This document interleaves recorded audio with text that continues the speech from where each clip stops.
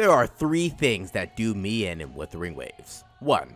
A fiery phoenix setting me ablaze. 2. A gun-wielding blowjob from an executor of the Montelli family. And 3. A demon-tailed woman in a suit to buy my soul. These are my 3 girls in Woo-Wah, but today we're going to be talking about Zani, the upcoming Spectro Gauntlet 5-star. My name is Void Enigma, and with the anniversary looming, she seems to be that girl. So let's learn everything about her. I'll be going over her kit, echoes, weapons, and her best team options, as well as talking to you about Pheobe, and if she's necessary. Zani is quite an intricate character, and there's a lot of words in her kit, but I'm here to make it easier for you.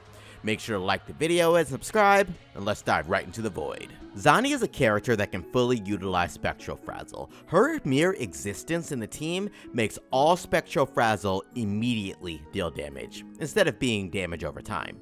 Now what is Spectro Frazzle? Well, it's a debuff that stacks up to 10, normally, and it inflicts damage over time on the enemy, of course. Currently, there are 3 characters in the game that can inflict Spectro Frazzle: Spectrover, Pheobe, and Zani. Zani enables your team to convert that Spectro Frazzle damage into embers, and these embers empower Zani. These embers stack up to a significantly higher amount than the normal Spectro Frazzle, and they count towards whatever set bonuses exist in the Eternal Radiance Echo set.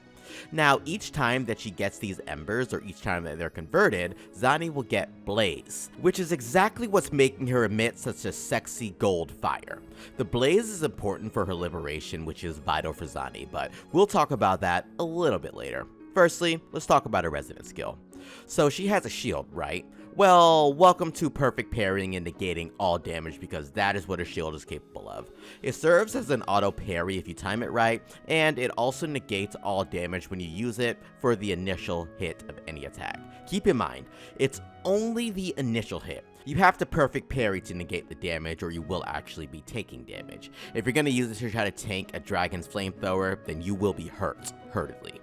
There are 2 phases of the shield, and the second one builds up the more that she uses basic attack, intro skills, and her resonance skill, and you'll see her gauge kind of filling when she's not in her resonance liberation mode, but you'll also be able to use it in her liberation mode. The first version is a quick counter, and the next version is a significantly more flashy and cooler counter.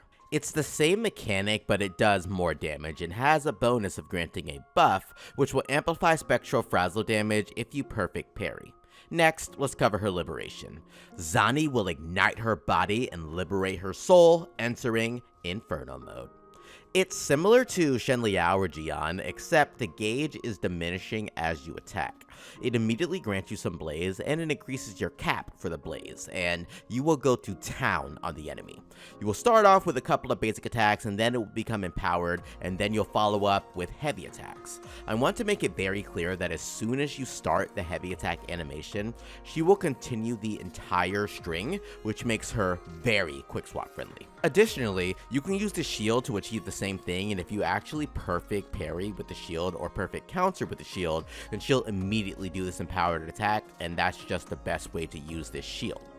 Under perfect conditions, you will get 3 empowered attacks off, and 2 if you get hit or waste a little bit of time, or you're not using her dedicated support, being Pheobe, and you're using someone like Spectrover instead. But you can still get 3 empowered attacks even with Spectrover, but we'll talk about that later. Now, after a few seconds, or after you've used most of the gauge, you'll unlock the hefty finisher for this move, the Last Stand. This is a powerful end to your liberation, and it does significant damage. You want to make sure that you clock out and end your liberation with this. With a job well done, you can rejoice in the fact that you completed her work shift. It's easy to miss out on this if you're too slow in the rotation or just forget to use it.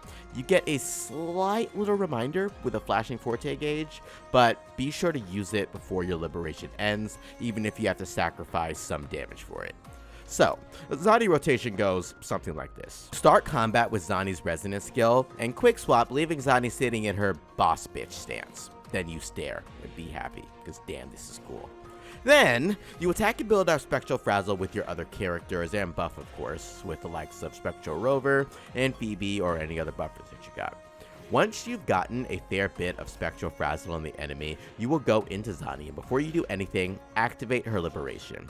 Then, you can immediately use a resonance skill and go into your first empowered heavy. You're also more than welcome to actually hold her resonant skill for when you want to counter the boss, because that's the best way to actually use this counter.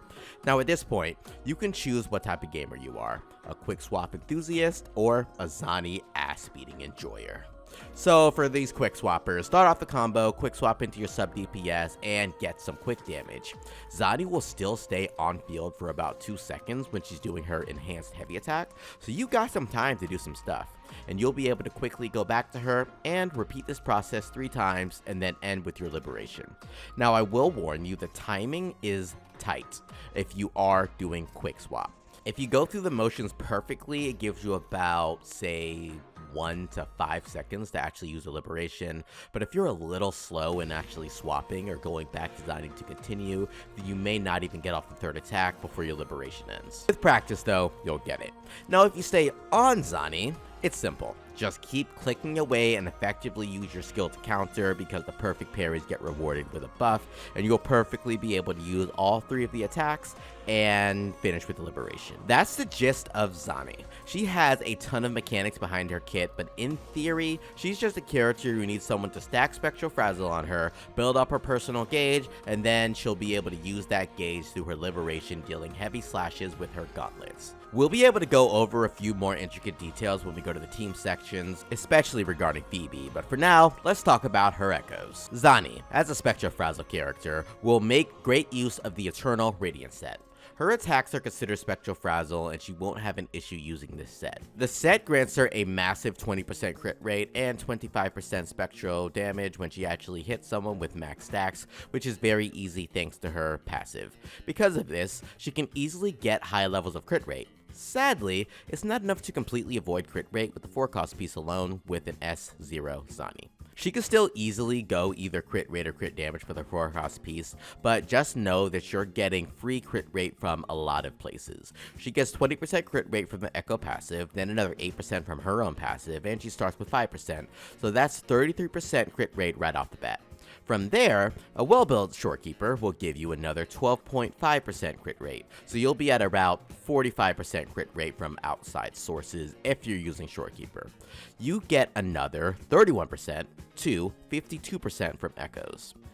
And if you're like me and somehow rolled the absolute lowest for every single Echo, then you'd be at around 77% crit rate, which is suitable. However, if you're missing the Shorekeeper, then you're only going to be reaching about 65% crit rate, which isn't enough. So the TDRL is, if you're using the Shorekeeper or are blessed by the Echo Substat Goddess, then go with crit damage. But if you're like the rest of us peasants, then go with crit rate. Just match your ratio so that you have at least 75% crit rate. You'll really want at least that amount. And you should be able to get there, especially if you're using Shorekeeper, but otherwise, just go with the crit rate one and you'll be fine. Now, let's talk about the main slot for the Echo, because it's going to be a little different. For the first time ever, we're actually going to be using a 3-cost in that slot. So we'll be using the Capitanius in the 3-cost slot because it actually gives a substantial buff just for being equipped. That's going to buff Spectro damage and heavy attack damage. And that's what Zani mostly does. He isn't required though, you could definitely still go with the Morning Ikes in this main slot. And you obviously want to be using the Nightmare one because that's the only way you're using the set.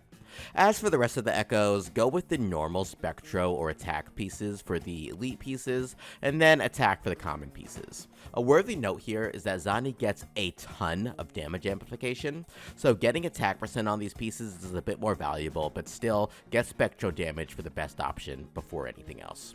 Substats, you want to roll attack percent and flat attack, those are the most important. Grab as many energy recharge substats as possible, then you want to focus on heavy attack damage and basic attack damage, and liberation damage is actually helpful as well, since that's one part of her kit. Now let's talk about weapons. Remember, Zani is a Gauntlet character. I keep forgetting that she isn't Greatsword, so her signature, Blazing Justice, is very good. It gives crit damage for starters, and it amplifies her Spectro Frazzle damage by 50%, and remember, most of her damage is Spectro Frazzle damage.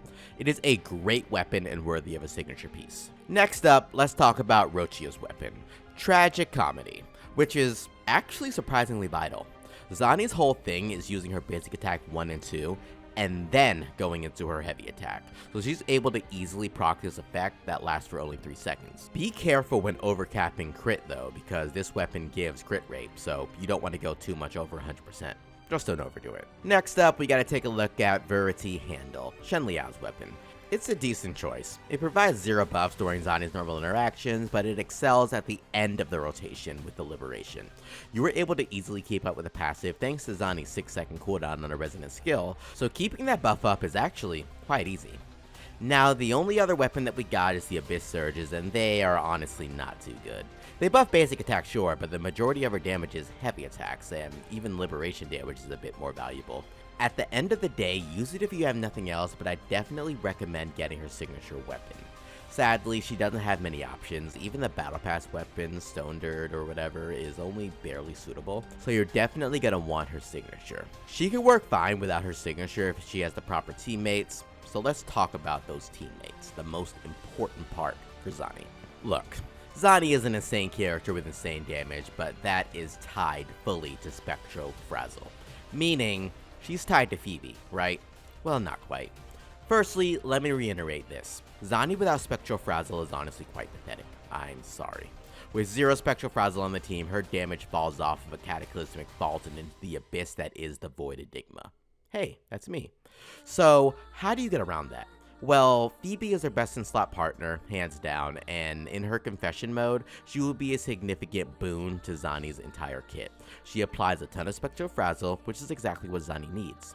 Now, we have another Spectro Frazzle enabler, and that's Spectrover. Is she better than Pheobe? No. But does she compete with Pheobe? Yes.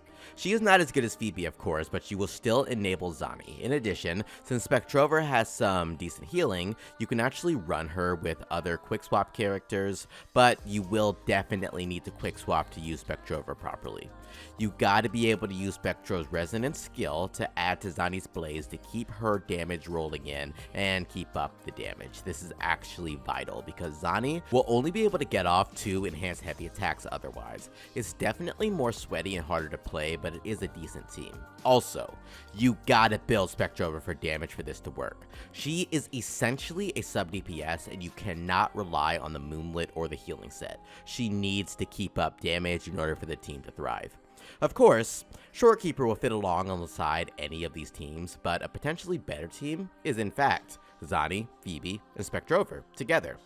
You see, Pheobe buffs Spectro Frazzle damage by a lot, and by a lot, I mean Spectrover can also take advantage of that damage, plus Spectrover's passive from his sequences will actually be able to decrease the Spectro res on the enemy.